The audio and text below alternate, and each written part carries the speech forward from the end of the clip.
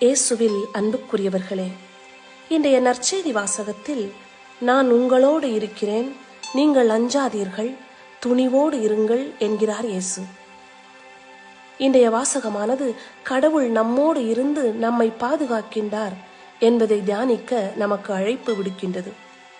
நாம் துன்புறும் வேளையில் ஓடோடி வந்து நம்மை காக்கும் இறைவனாக இருக்கின்றார் நம் இறைவன். கடவுள் நம்மோடு இருக்கும்போது நாம் அவரை அடையாளம் கண்டுகொள்கிறோமா என்பதுதான் இன்றைய கேள்வியாக இருக்கின்றது.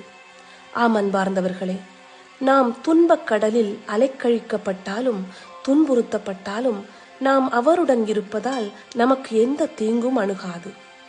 இயற்கையிலும் உள்ளத்திலும் ஆன்மாவிலும் நம் இறைவன் அதிகாரம் கொண்டுள்ளார்.